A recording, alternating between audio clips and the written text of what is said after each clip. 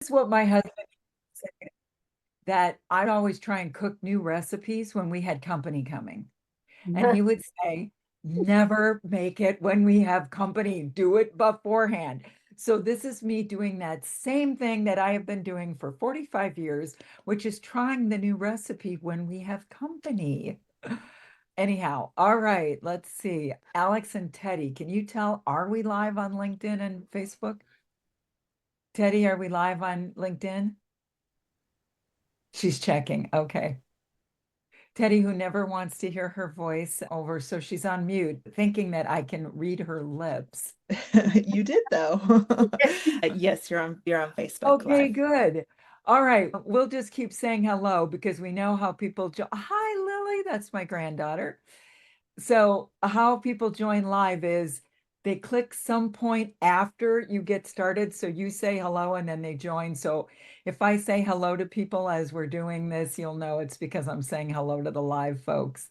And Teddy and Alex, just let me know if there's any questions or anything like that that we need to say hello to. All right.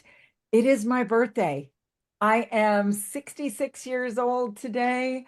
Somebody just asked me something the other day and they said, wow, you're kind of, oh, thanks, Julie, that I'm kind of kicking into this second gear. And I truly feel that way. I do not feel like whatever I thought when I was 30 that 66 would be, this is totally not it. I do not feel like what I thought. I really thought 66, I'll be retired. Gosh, only knows what I'll be doing. Okay.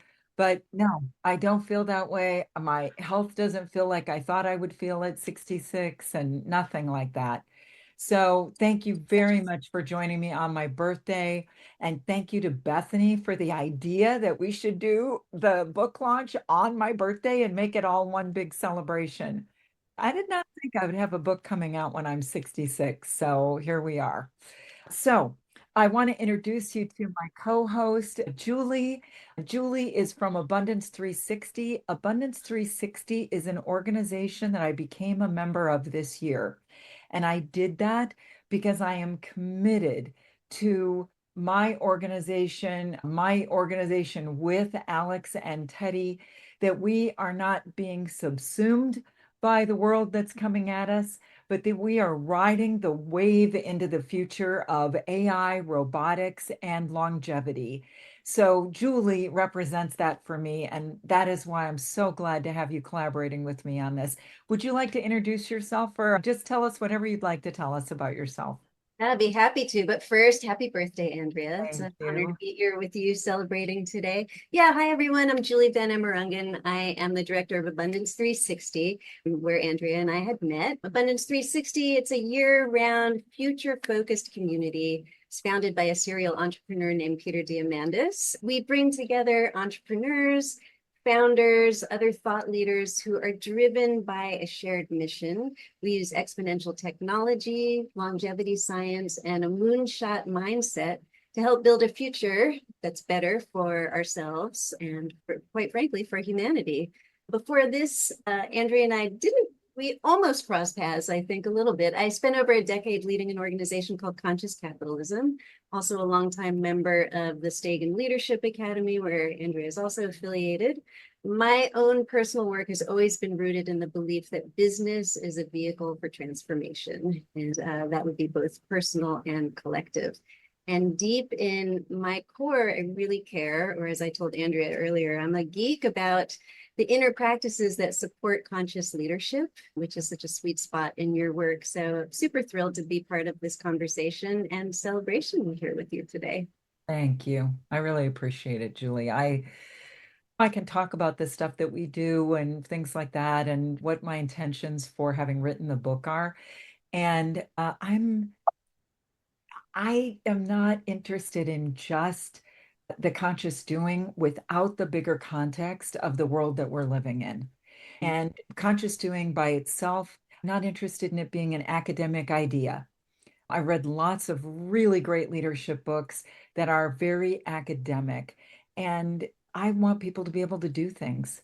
And I want people to be able to do things that are consistent with the world that we live in today, not the world that consultancies like mine used to be in, right? So not that kind of a world, because that world doesn't even exist now.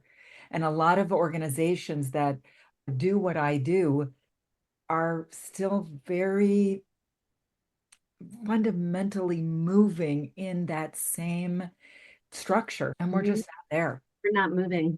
They're not moving at all, right? No, and they still have really good stuff.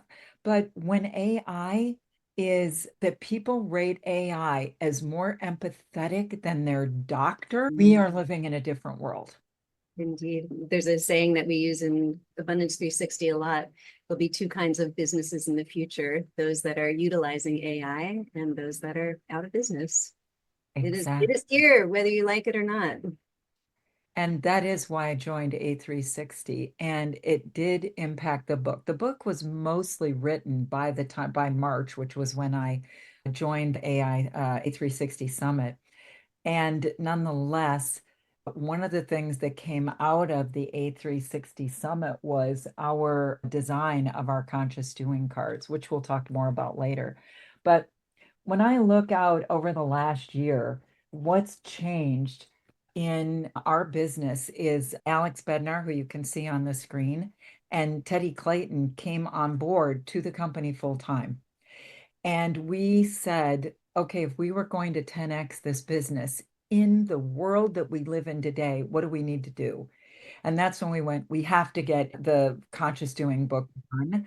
And Bethany, who's on, Bethany Kelly, really supported us in getting that done and getting it structured. And I could write it, but doing the editing and getting it out there, that's a whole other thing. So a shout out. Thank you very much, Bethany, for your business publishing partner and helping us get going.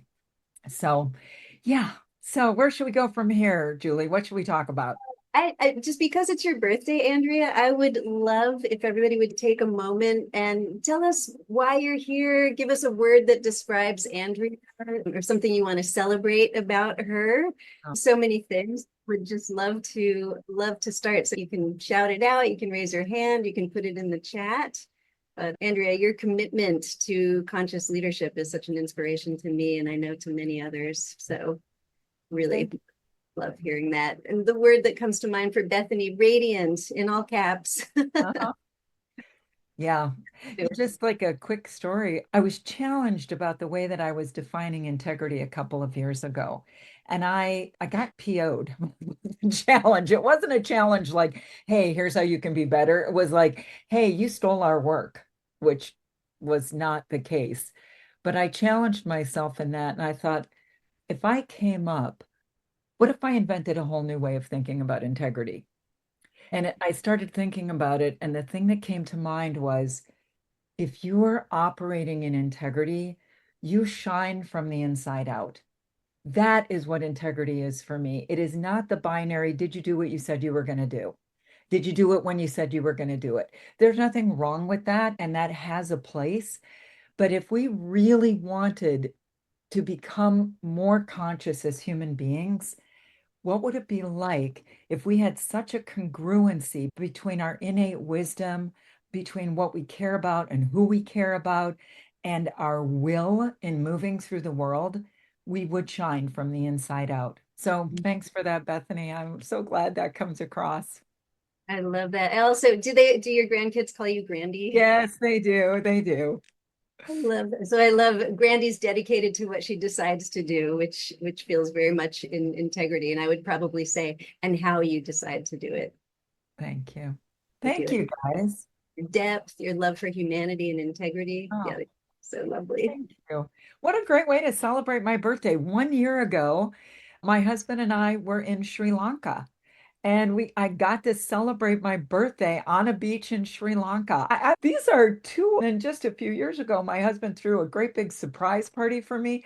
So I feel very blessed on how I've gotten to celebrate my birthdays. This is really a cool way to celebrate it. Yeah, rich in birthday celebrations. So Andrea, we're here because it's your birthday, but also because you've written this incredible book. And I know I speak for all of us. Oh, and cheers. I want to know more. Can you, Oh, okay. will you introduce us to your new book? I think I'll just read something really quick from the book. This is really the opening, right? But it kind of says everything for me. Leadership today feels like a relentless race against time, where the demands of doing often drown out the deeper call to lead with intention and connection. The stakes are high. Your team's well being, your organization's success, and your own personal sense of satisfaction and fulfillment. Yet many leaders are stuck in the same exhausting loop, doing more, faster, rarely pausing to ask, am I doing the right thing? Am I doing those right things consciously? And you can ask that whether you consider yourself a leader or who you're a leader of is yourself. And that is what this book is attempting to talk about and have you think about, and frankly, have you do. That's why I called it doing. It's not thinking, it's not analyzing, it's not maybeing, it's doing something. And that's where we're headed. And doing it deliberately, intentionally, and thoughtfully. Andrea, I love that. So the question for you, because I know so much has gone into what led you to create this and your whole body of wisdom. You've worked with a lot of high level leaders across industries, and you just made reference to the things that hold leaders back. I am curious, what's one of the most common unconscious habits that you see, and how are you helping leaders see it? Thank you. That is a great question. People are conscious until the you know what hits the fan. That's mostly what I see. So as soon as there's the perception of an emergency, people are lost. They're lost to their own intention and consciousness. And what happens is we go to our default behaviors. We go to those automatic reactions that we have. And there's some point in our life where those reactions worked, and that's why they're still there as default. But we somehow think we don't have time to pause, that we don't have time to see, is this way I'm thinking about handling this just my go-to? Or is it really the way that I want to handle this now? And not only that, even if we do stop and consider it, we are frequently afraid to try the new way because it isn't tried and true for us. Because what we need to do today may be something that we have never tried or never done before. And if that's the case, we're afraid to take the risk, and we might still go back to the default way because we know it, even though we might know in our innate wisdom it is not the right thing to do in this situation. And that is the thing I see most often is people reverting to, I can have great conversations with people, we can have great coaching conversations, or I can facilitate a giant meeting with all these leaders in the room, and they're like, yeah, this is really good stuff. And we walk out in the hallway right after they say this is good stuff, and they'll get a phone call, and I can hear them on the phone doing what we just talked about not doing. So to take that a step further, so how do we pattern interrupt? Like that is the key question. How do you interrupt the patterns that you find yourself in? So the first thing is you must stop. And that might mean only for a second. And this is the hardest part. If you can practice this part, how do I take a breath? Metaphorically or literally, how do I take a breath when I find myself having a quick reaction? That is the key, because without recognition, there is no possibility of making a different choice. So recognition. So one of the things I find is that it's great to take a class, it's great to have a coach, and it is great to have a daily practice, a practice like every day that I'm working, and I'm only saying that I'm working because you want something in your Goldilocks zone that's not too hard for you, it's not too soft for you. You could do every single day, but if that's too much, just do the days that you know you're working. Every day that I'm working, I will pause at least twice during the day and ask myself, what have I reacted to today versus thoughtfully responded to? And do I want to make any different choice about an action from that?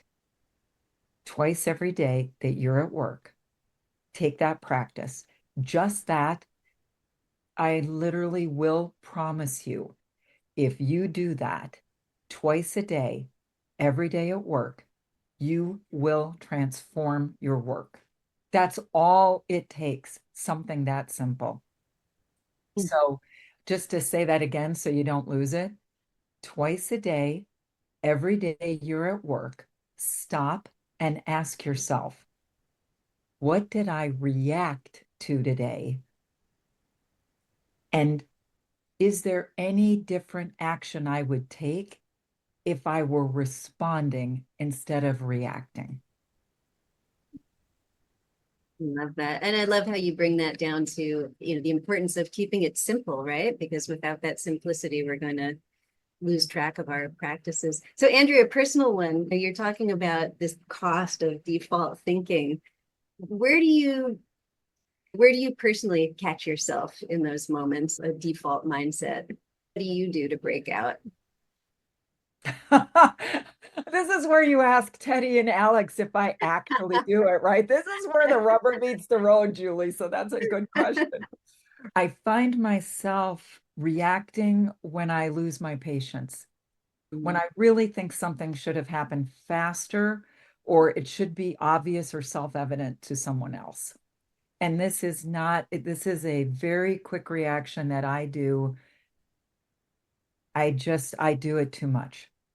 And then, so I can feel it when I do it. And what'll tend to happen is I will still have the reaction, but what I've transformed is that probably 80% of those times that happens, I can feel myself doing that and I will stop right there. Just prepping for today, realizing that, and actually this one was with myself, that I hadn't done some of the prep work I wanted to. I wanted to start with music, you guys. I wanted to be playing music. We used AI to create our own branded theme song, and I wanted to play it today. And then I realized that I had not done the work to make sure it would work. And I just, and then I felt myself do that. And I thought, I'm not going into this call like that. And so I just took a breath.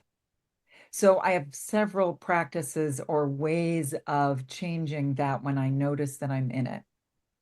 Also, the other way I notice that I'm in that, if I don't notice myself, sometimes I notice how the other person starts responding to me. If they get defensive, I know I did it. And then I don't let myself do it. Sometimes that happens anyway, that I go on one more sentence, but mostly I'll stop right there. So Like you step that's my outside yourself. I'm doing it. I'm doing it. I know I'm doing it, but I'm still doing it. yeah, generally that'll only happen one additional sentence longer.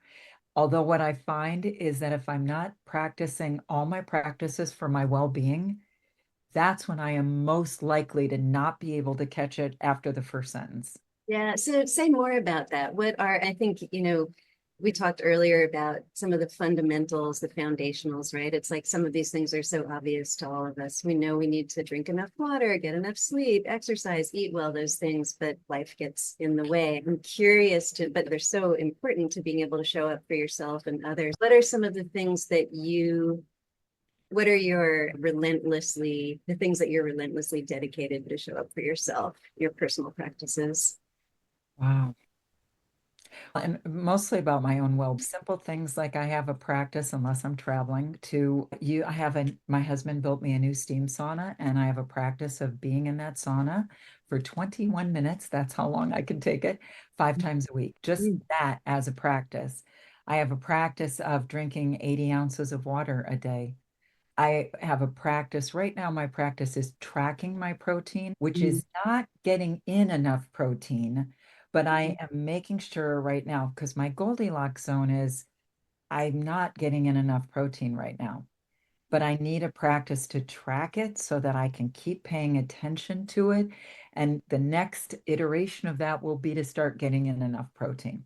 So those are some of my practice. I wear my Aura ring to track my sleep. Yeah. So those are some of my very simple personal practices. And I find that if I'm not rigorous about them, they are easy for me to fall out. So we have a reporting structure. We have a whole family group that has practices together.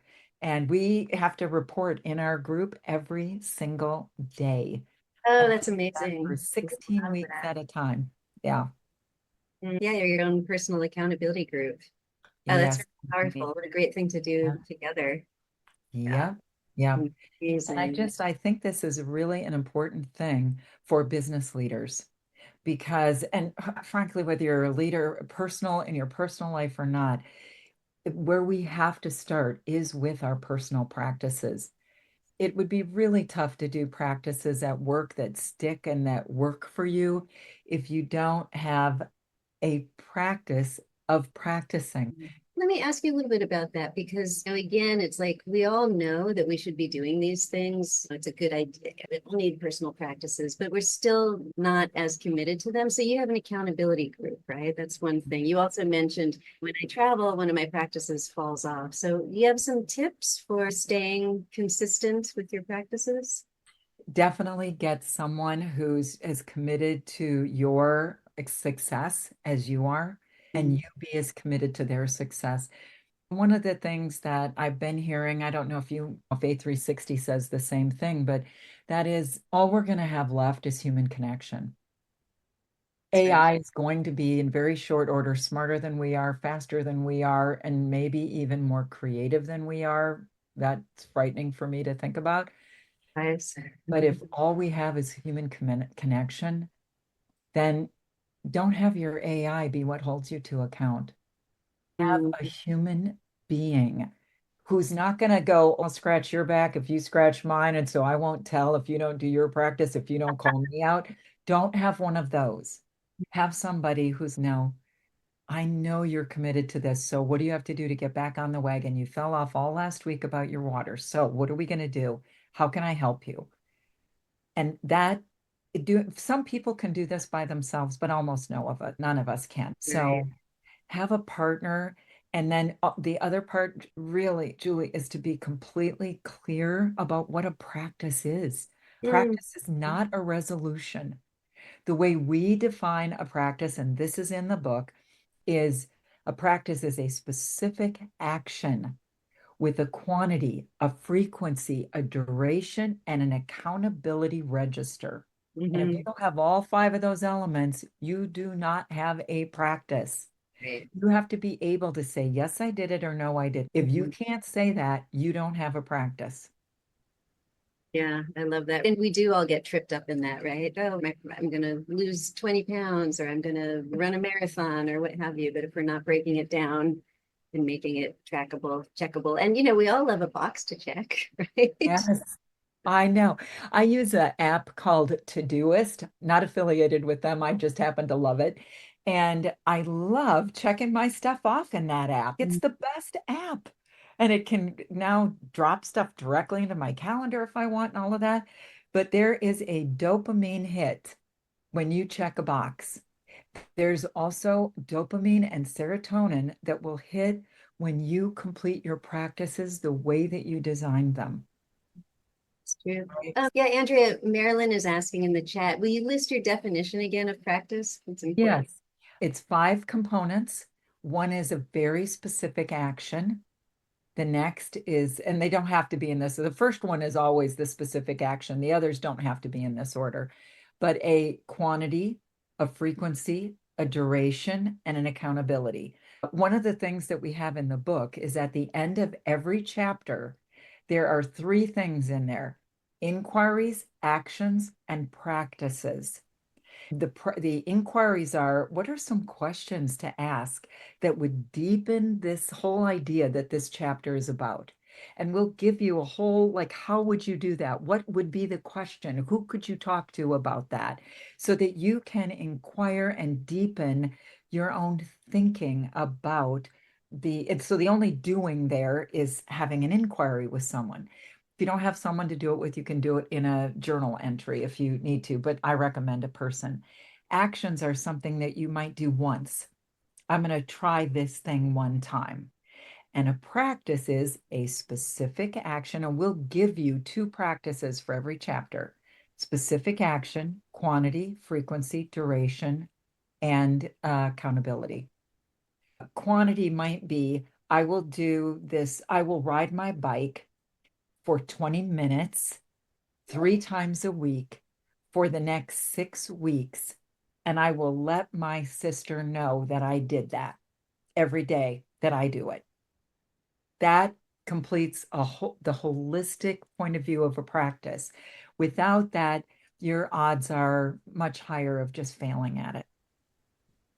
And so the book is like every chapter, there are inquiries, actions, and practices, or IAPs, as I call them, that support you in doing something. So, not just reading the book.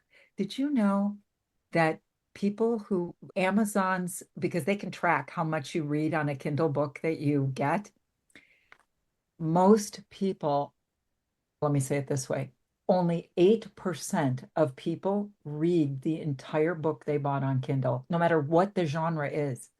8%. Yeah, it's Why just do we do that? astounding. How many of us have bookshelves full of books that we've not read? Yeah, that's And nightstands where the books are falling off. yes, guilty. Yeah. Yeah.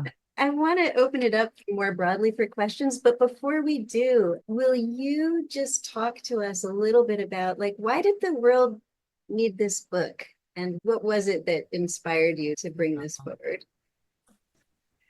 Did the world need the book? I hope the world needed the book. Oh, isn't that delightful? I have spam calling me during the middle of this. Anyway, I think the world needs the book because I think that we are at an inflection point where if we don't bring our consciousness forward, if we don't pay more attention to being intentional and deliberate, all we have is a default way of being that was designed when we were children. And it works perfectly when you're a child. It's the right thing when you're a child. It is not the right thing when you are a grown ass adult.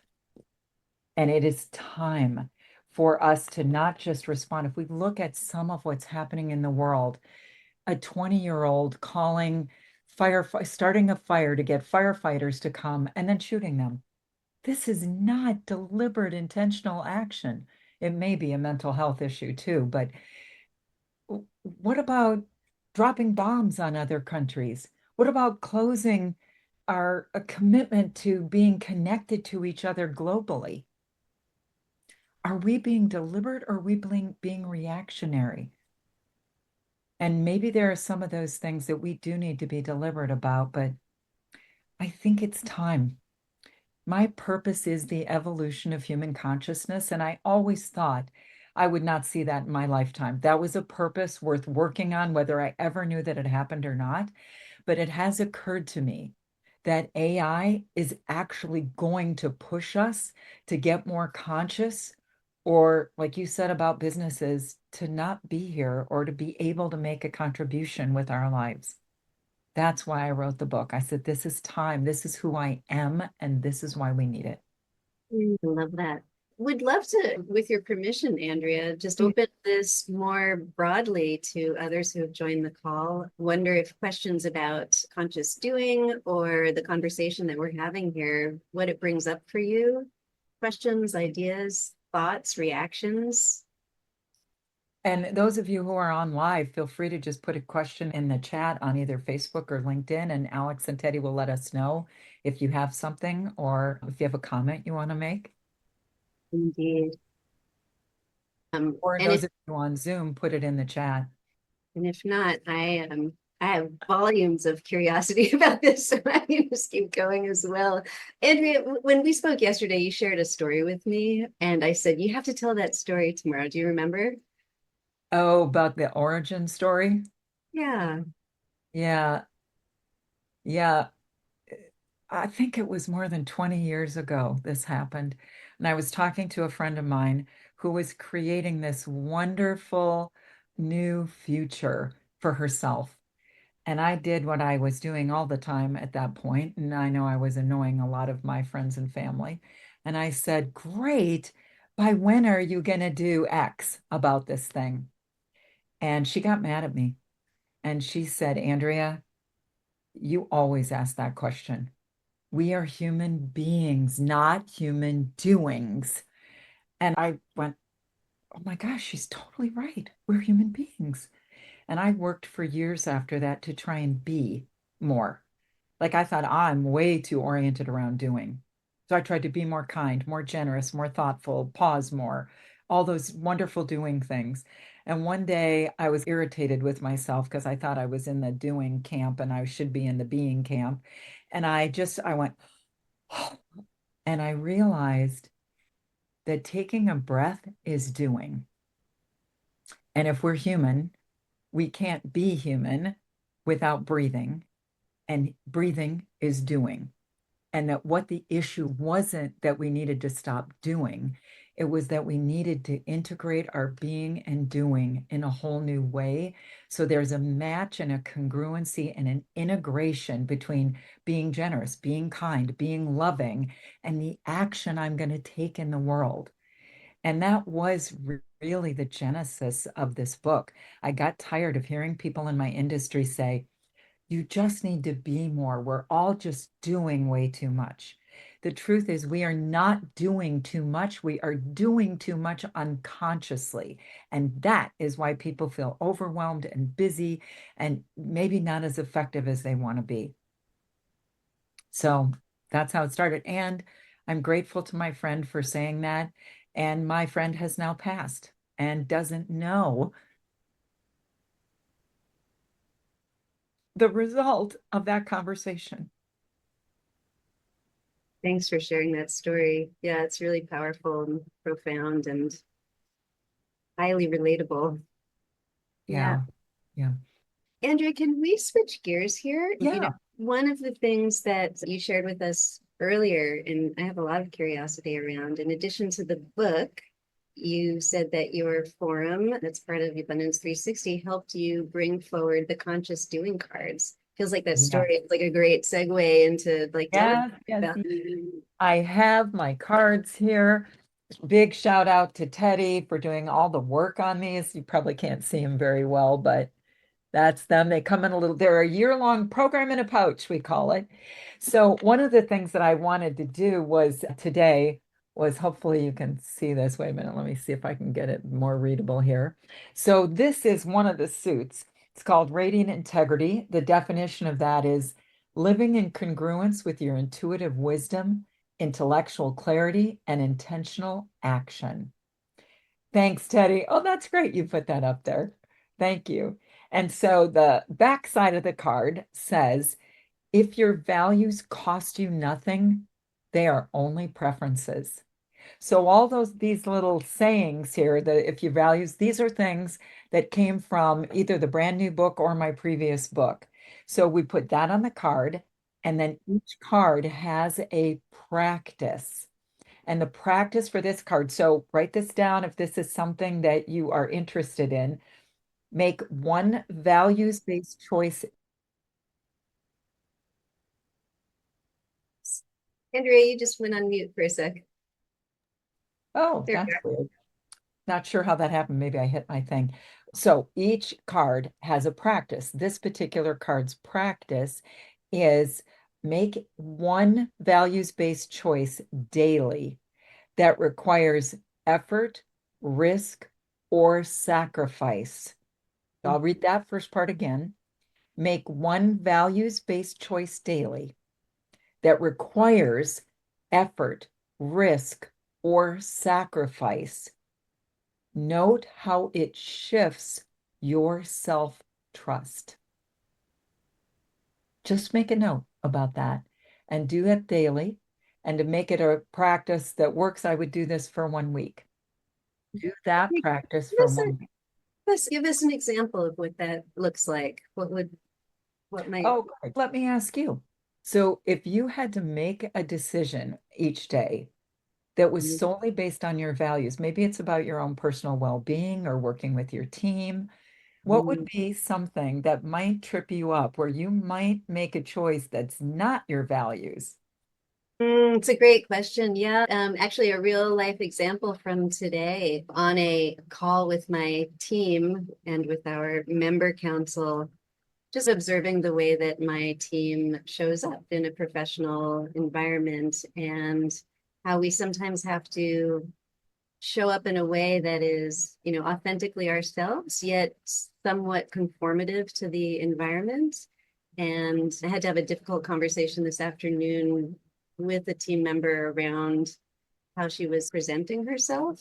And I think on a personal values side, I'm an artist. We're all artists. I love personal expression, and I think it's really important and valuable. And especially as AI you made reference earlier, like AI might even become more creative than we are. I want to serve and support that sort of innate human desire to express ourselves, and at the same time, to serve and support others by not being distracting with our own personal expression. So it is like not a fun conversation, but thoughtful. And quite truthfully, AI really, like I spent some time with my AI who knows me well and helped guide the conversation. And yeah, so it was a place where sort of values and right action came together. And then we look at and we see, like, what if you had decided that person's self-expression just wasn't appropriate and then said something to them about it along those lines? Later, you may have thought, oh, that isn't really what I'm committed to. Yeah, that's right. And Well, it's so that it's like, pause thing you were talking about too, right? How is that the pause is so important. exactly. And so, how many times a day do we lay in bed when we've got a commitment to get up and get our exercise in? And yet we lay in bed too long and then we don't have time to do the exercise. Mhm. That is a values-based choice. Indeed. What am I valuing in this moment? Maybe I'm valuing my comfort and the weight of my blankie and whatever, right? But which value is the one that I really most care about? Is it Mhm. the one where I'm doing work for my health, or is it the one where I get to be cozy for a few more minutes? Okay, and the more you do the thing that serves you, the more it becomes ingrained, becomes that habit, becomes a sort of, yeah, that flywheel for itself. But Exactly, exactly. The way the cards are designed is that you do this practice for 1 week. So you just pick a card, or you may decide to do them by the suits rather than just some people like a pick a card and see what it shows up for this week. I've been doing one card now. I think I'm on week 3. This card is from the suit that I call doing. The definition of this one is moving beyond pattern habits to act with radiant integrity, clarity, and impact. So that's the definition of that suit. This particular meme is your actions determine your life. Your intention determines if you enjoy it. ooh, And the practice is each day, create an intention for the day. Create 3 actions you will take to fulfill that intention. And that I've been using that for 3 weeks now because I keep getting so much value out of it. Sometimes I get into my day too fast to sit and really be deliberate about creating the intention. Right. mhm, And one of the other things some of our clients are doing is they're doing the cards together. So mhm, remember, one of the things that works about practices is having an accountability register. So when people do them together, you have your team doing it and you are all working together on the same thing, talking about what you're learning. It is a very, and this is what I got for at May 360. You were talking about my forum group helping me. I realized that our business model is a time for money model. We sell our time, people pay for our time. Our time, the longer we go, the more expensive our time becomes. I truly believe that people need development work, and companies have money most of the time, if they have money, for people at the top of the food chain. And that the people who also want and crave their own development work can't have any because their company doesn't allocate enough funds for that. So, one of the tenets of Abundance 360 is how do you demonetize things? How do you make things like AI might give you a practice for the day, but AI doesn't give you a team, and it doesn't give you people who laugh with you when you realize you've been doing the whole thing wrong, right? It might give you an emoji that's a smiley crying emoji, face laughing emoji, but your friends who are going to put their arm around you and say, "Oh my God, I can't believe you did it like that. You didn't realize you were doing it," right? And then you laugh and then you self-correct, right? So you want to do your practices with other people who will hold you to account and who will cheer with you. When Mhm. look at this, is AI going to jump on maybe they will, jump on a Zoom with me and go, "Yay, it's your birthday?" And ultimately, how satisfying would it be if the only thing on here was me and a bunch of AIs? Would just be horrible. It's true. It So is. do these things with your friends. So that's what we did. We demonetized that so that you can do a whole development program for 1 year, 52 cards, one a week. You could make it go 2 years if you wanted it to be one every 2 weeks, right? And the cards are not that expensive. They're $59 for a deck. You can have a whole program for a year.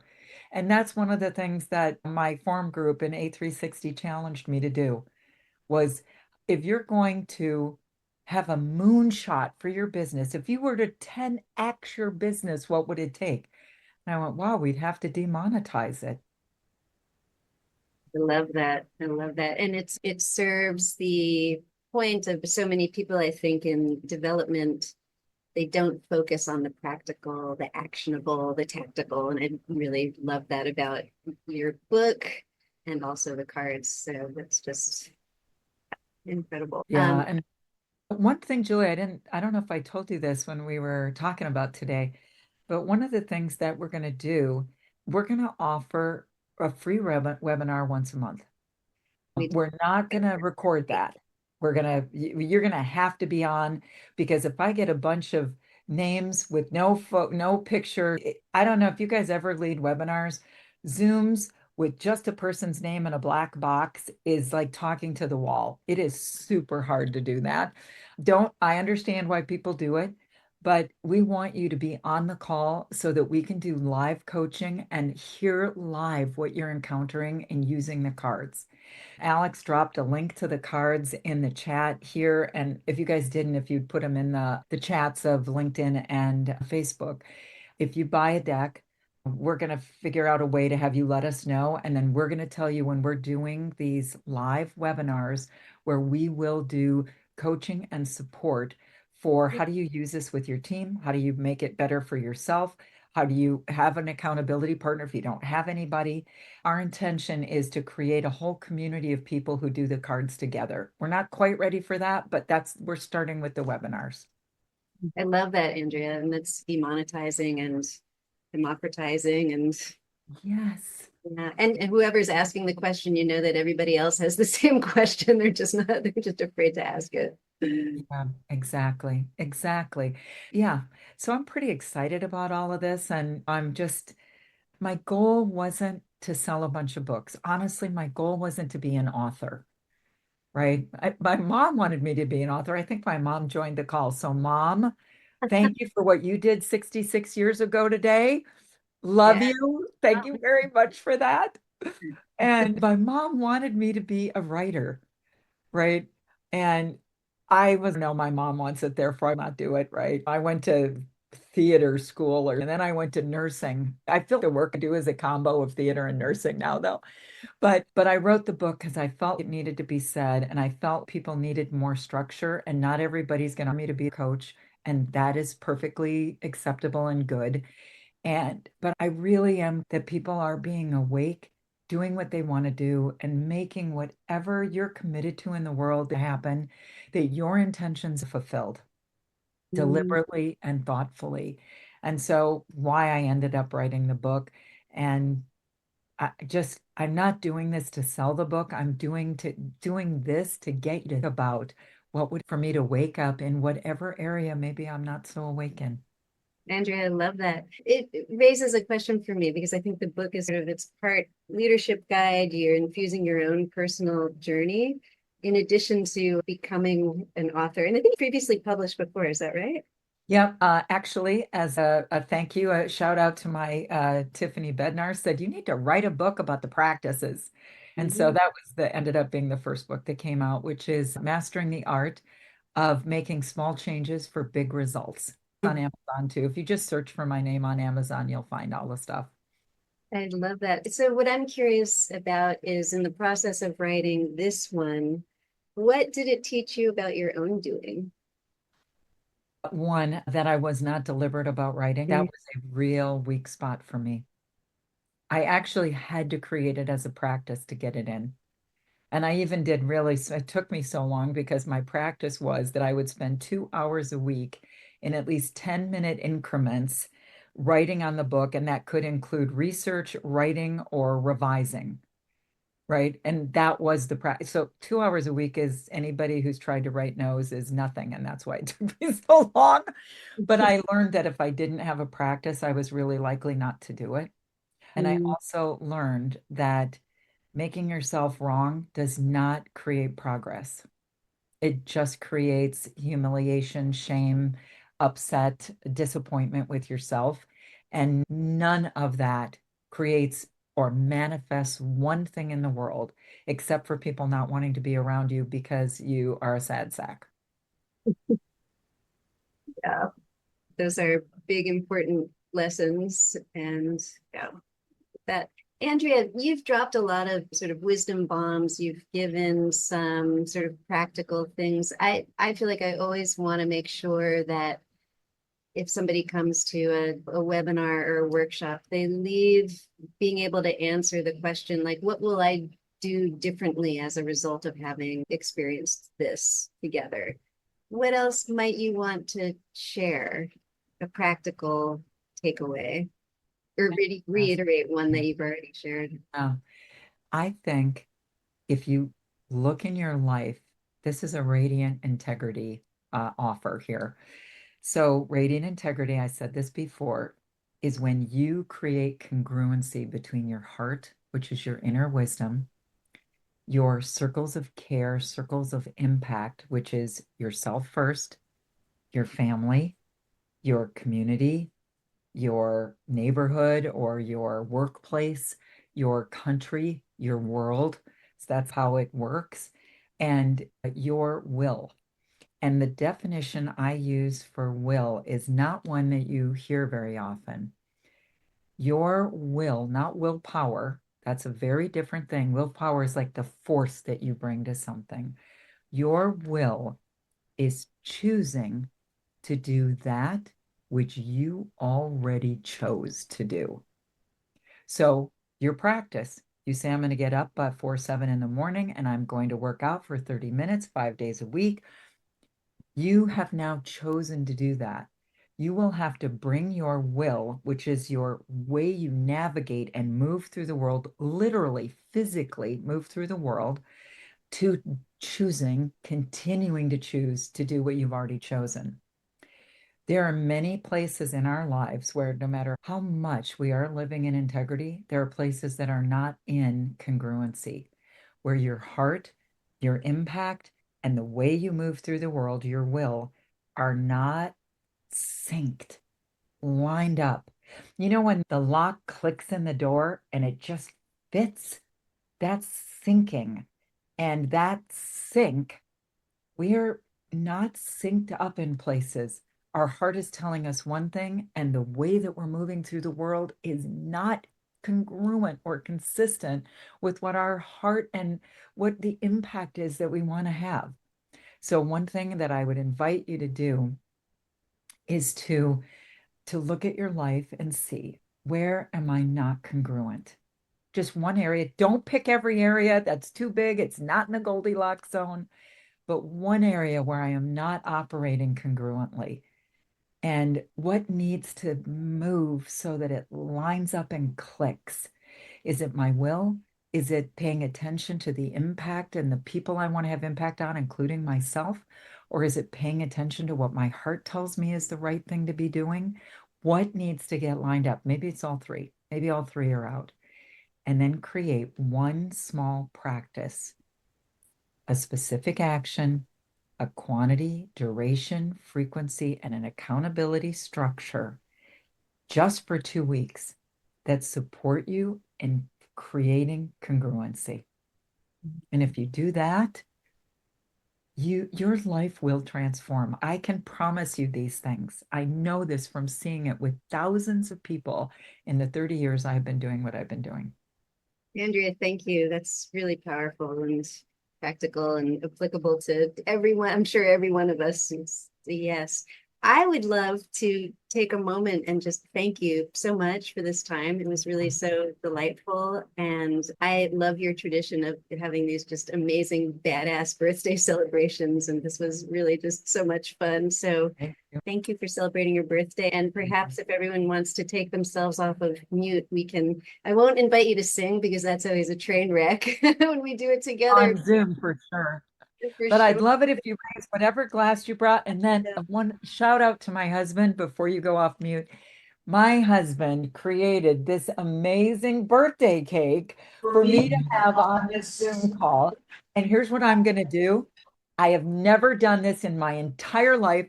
This cake has not been cut, eaten, nothing. I am going to cut a bite of this cake and eat it right from the cake directly. Never done it. I'm not putting it on my plate. Thank you, darling. You're welcome. All right, so here we go. Everybody take a bite of your thing, whatever, take a drink, whatever you've got. And let me, even at my own wedding, I did not do this. All right, I'm gonna make sure I don't make a mess here. All right, happy birthday. Thank you for joining me, everybody. Happy birthday. Hey. It looks so good. It does look good. Does look delicious. Super good. Super good. Kudos Thank to you, To be everyone. expected. Happy birthday. Congratulations on the book. Happy birthday. Happy birthday. birthday. Mwah, mwah, mwah. Happy birthday. Happy birthday. Oh, sure. Give me the thumb. Wait, will this work? There we go. Oh, wait, and here. Thank you, everyone. Oh, how funny. There it is. Thank you, Flip us up. guys. Appreciate you. Bye, everybody. Carol. Julie, thank you so much. Oh my See you gosh. later. Have a good one. Bye. Bye, everybody. Happy birthday. Hey. Happy Hang on for birthday. just a second, Julie. Of Please, if you course. would.